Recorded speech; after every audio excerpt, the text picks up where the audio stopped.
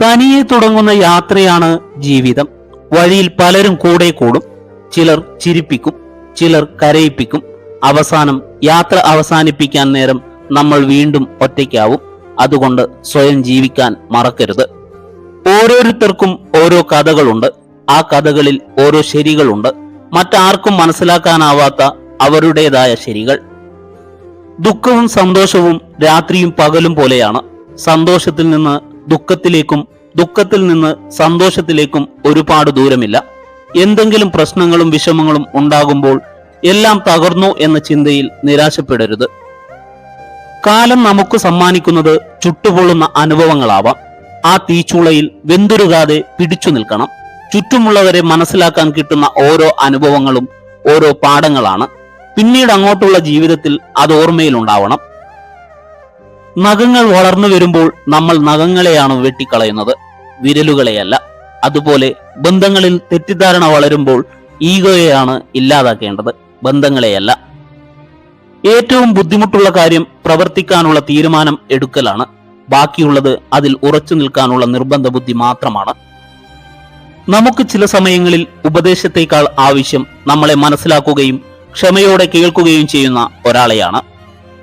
മറന്നു പോകാവുന്ന മനസ്സും നിലച്ചു പോകാവുന്ന ഹൃദയവുമാണ് നമ്മുടേത്. ഇതിനിടയിൽ കിട്ടുന്ന കുറച്ചു സമയം സ്നേഹിക്കാനും സന്തോഷിക്കാനും കഴിഞ്ഞാൽ അതാണ് സ്വർഗതുല്യമായ ജീവിതം. നമ്മുടെ മനസ്സ് തൊട്ടറിഞ്ഞവരോട് മാത്രം എല്ലാം തുറന്നു സംസാരിക്കാം.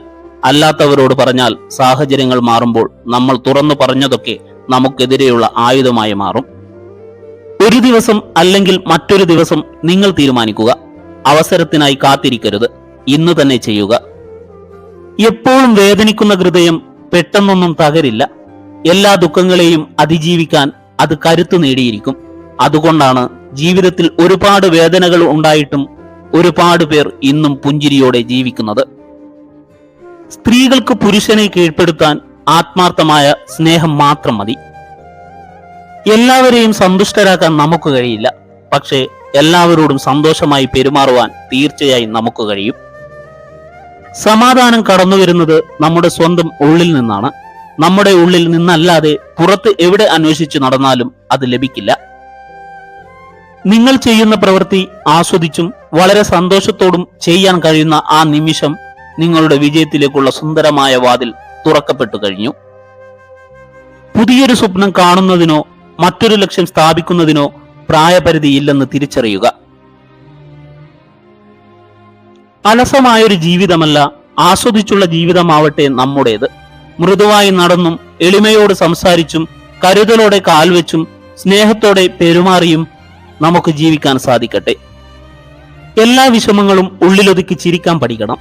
ആരെയും തളർത്താനല്ല, ആരൊക്കെ തളർത്തിയാലും ഈ ചിരി മായില്ല എന്ന് കാണിക്കാൻ. നിങ്ങളുടെ ബന്ധുക്കളെ ആശ്രയിക്കാൻ ഒരിക്കലും ധൈര്യപ്പെടരുത്.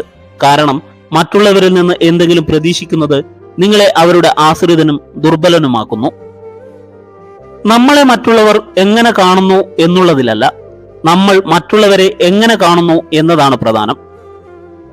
നേടാൻ പ്രയാസമുള്ളതും നഷ്ടപ്പെടുത്തിയാൽ ഒരിക്കലും തിരിച്ചു കിട്ടാത്തതുമായ 3 കാര്യങ്ങൾ: സ്നേഹം, ബഹുമാനം, വിശ്വാസം.